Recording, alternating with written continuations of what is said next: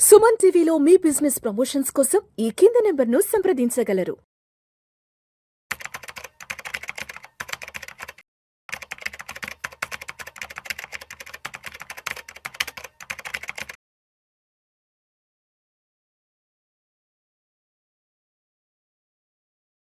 నమస్తే, welcome to Suman TV. నేను విష్ణు. ప్రస్తుతం మనతో పాటు MP registered mutual fund distributor Madhavi Reddy గారు ఉన్నారు. వారితో మాట్లాడదాం. నమస్తే మాధవిరెడ్డి గారు. నమస్తే అండి. మాధవిరెడ్డి గారు, welcome to weekend market outlook analysis. ఇవాళ 8th మే ఫ్రైడే వీకెండ్ లో ఉన్నాము.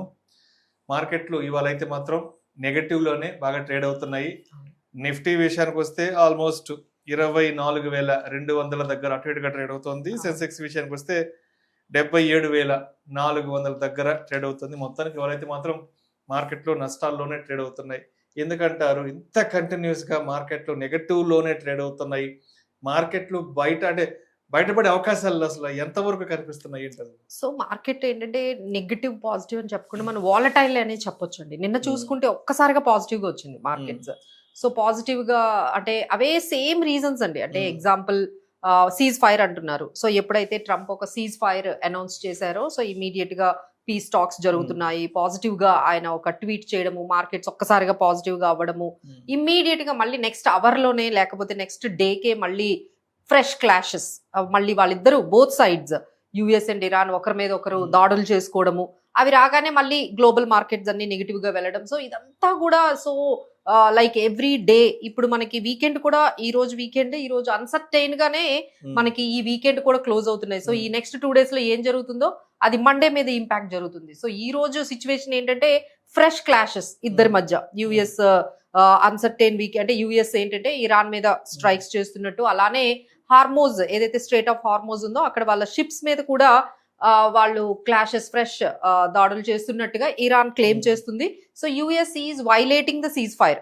వాళ్ళే సీజ్ ఫైర్ అని, వాళ్ళే పీస్ టాక్స్ అని ఇప్పుడు మళ్ళీ వాళ్ళ మీద యుఎస్ వాళ్ళ మీద ఇరాన్ మీద స్ట్రైక్స్ చేస్తూ ఉన్నారు. అలానే వాళ్ళ ఏవైతే సివిలియన్ ఉన్న ప్లేసెస్ లో కూడా యుఎస్ వాళ్ళు స్ట్రైక్స్ చేస్తున్నారు అని చెప్పి ఇరాన్ వాళ్ళు అపోజ్ చేస్తూ ఉన్నారు.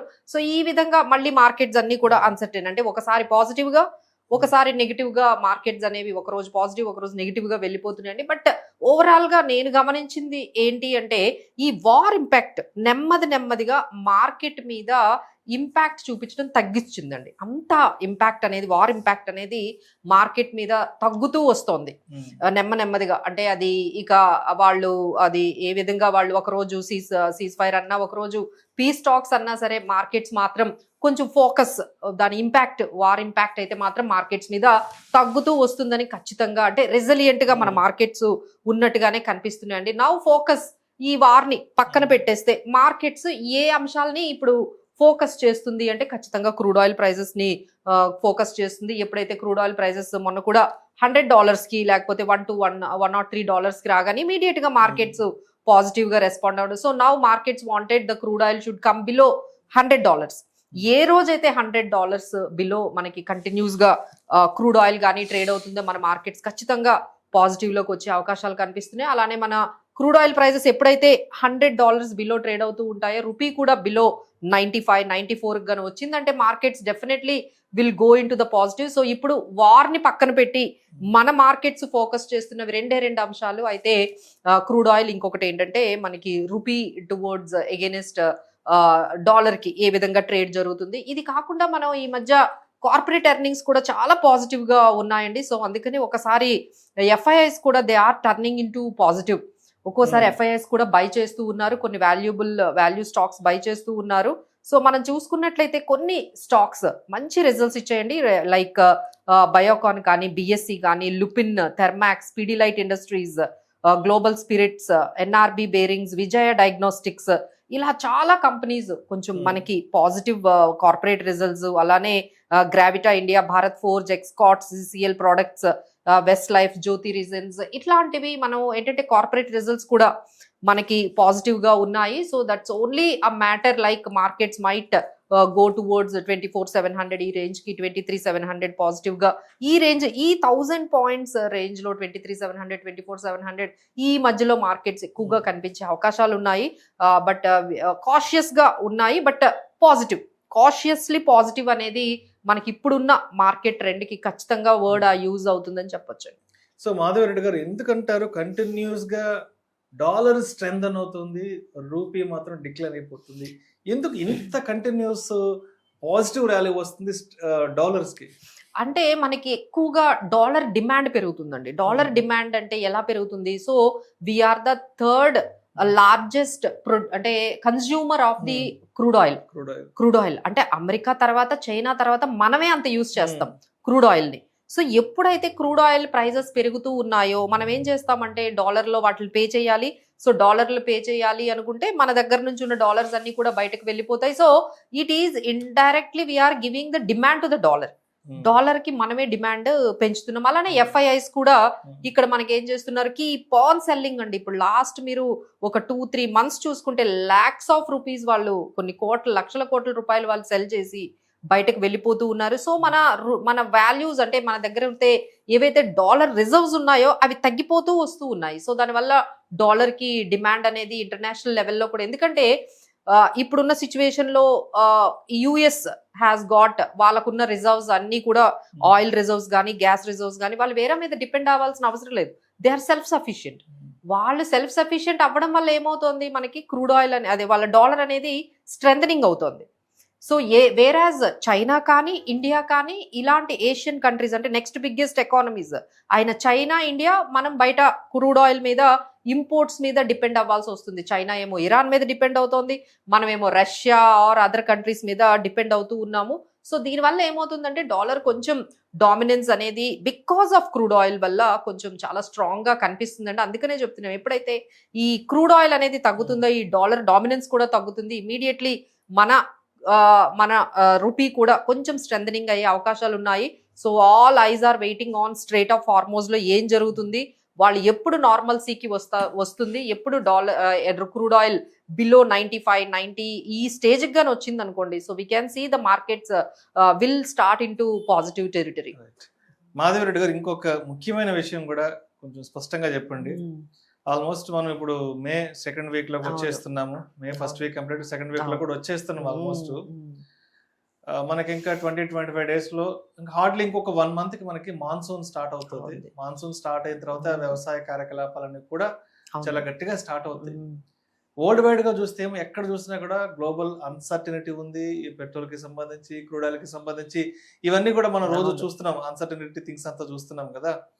సో మరి ఇప్పుడు ఒక 1.5 month లో కూడా వ్యవసాయ కార్యకలాపాలు పెద్ద ఎత్తున స్టార్ట్ అవ్వాలి కాబట్టి మరి ఈ ప్రపంచ నలుమూలన ఉన్నటువంటి ఈ అసాధారణ స్థితులు మరి వ్యవసాయ రంగాన్ని ఏ విధంగా ఇబ్బంది పెట్టే అవకాశం ఉందంటారు?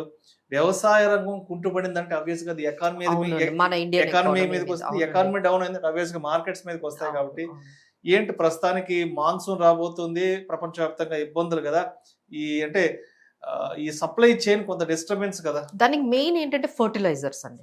ఫర్టిలైజర్స్ మనం దాని మీద కూడా హ్యూజ్ గా ఇంపోర్ట్ చేసుకుంటాం. ఫర్టిలైజర్స్ ని కూడా బాగా ఇంపోర్ట్ చేసుకుంటాం.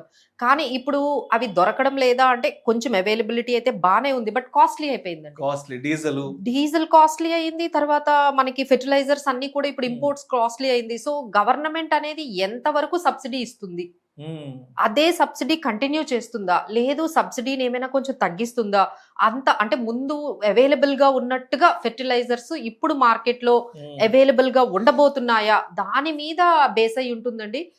సో ఇప్పటికైతే బికాస్ ఆఫ్ దట్ ఇంపాక్ట్ అయితే మనకి కనిపిస్తూ ఉంది. ఎందుకంటే అక్కడ మనకి ప్రొడ్యూస్ చేసే కంట్రీస్ ఏవైతే ఉన్నాయో వాళ్ళు కూడా అంటే మనకి మిడిల్ ఈస్ట్ కంట్రీస్ అన్నీ కూడా ఈ యుద్ధం కారణంగా ఈ ఫెర్టిలైజర్స్ సప్లై అనేది మాత్రం ఇంపాక్ట్ అయితే అవుతుందండి. సో బట్ ఇక్కడ మనం మాన్సూన్ స్టార్ట్ అయింది. సో ఎంతవరకు అవైలబుల్ గా ఉంటుంది, ఎంతవరకు మనం ఇవ్వగలుగుతాము, లేదు అంటే ప్రైస్ పెరిగినా అది చాలా అంటే రా మెటీరియల్ పెరగగానే వాళ్ళకి మొత్తం కాస్ట్ అంతా కూడా పెరుగుతుంది, అలానే దిగుబడి కూడా తగ్గిపోతుంది. సో ఈ విధంగా ఈ ఇంపాక్ట్ అయితే కొంచెం ఈ మాన్సూన్ కొంచెం complicated and challenging for the central government అనేది ఖచ్చితంగా చెప్పొచ్చండి. సెంట్రల్ గవర్నమెంట్ ఎంతవరకు వీటికి ఇస్తుంది, అలానే ఏవియేషన్ కూడా చాలా ఛాలెంజింగ్ గా ఒకవైపు సెంట్రల్ గవర్నమెంట్ అది కూడా వాళ్ళు చెక్ చేసుకుంటూ ఉన్నారు. టూరిజం కి సంబంధించిన మంచి పీక్ సీజన్ అండ్ ఏవియేషన్ టర్బాయిల్ ఏవైతే ఉందో అది చాలా అంటే 20% పెరిగిందండి. 20-30% వాళ్ళు పెరిగిన తర్వాత ఎంత వరకు వాళ్ళు కట్ చేసుకోగలరు ఎక్స్పెండిచర్ అనేది, మార్జిన్స్ అనేవి. ఒకవైపు ఆయిల్ మార్కెటింగ్ కంపెనీస్, సో ఇవన్నీ కలిపి మనకి రా మెటీరియల్స్ సప్లై అనేది తగ్గడం కానీ లేకపోతే ఎక్స్పెన్సివ్ అవ్వడం కానీ ఇన్పుట్స్ అవ్వడం కానీ జరుగుతుంది. దానివల్ల కార్పొరేట్ ఎర్నింగ్స్ మీద ఇంపాక్ట్ పడుతుంది. సో కార్పొరేట్ ఎర్నింగ్స్ మీద ఇంపాక్ట్ పడగానే మనకి స్టాక్ మార్కెట్ మీద కూడా అది జరుగుతుంది. So we have to wait and watch ఇది ఎంత తొందరగా ఈ యుద్ధం కొంచెం క్లోజ్ అయ్యి మళ్ళీ నార్మల్సీ సప్లై కానీ లేకపోతే ఈ fertilisers, gas and oil, energy ఇవన్నీ కూడా సప్లైస్ అన్ని కూడా నార్మల్ అయ్యేంత వరకు మనకి ఛాలెంజింగ్ ఏనండి. బట్ వన్ మోర్ ఆల్రెడీ ఇక్కడ మనం గమనిస్తూ ఉన్నాం, ఇన్ఫ్లేషన్ అయితే పెరుగుతోంది. సో ఇన్ఫ్లేషన్ డేటా మేబీ రాబోతోంది. సో అక్కడైతే మనకి ఖచ్చితంగా ఈసారి ఇన్ఫ్లేషన్ అయితే మనకి ఎక్కువగానే ఉన్నట్టుగా మన ఇండియాలో కనిపిస్తుంది.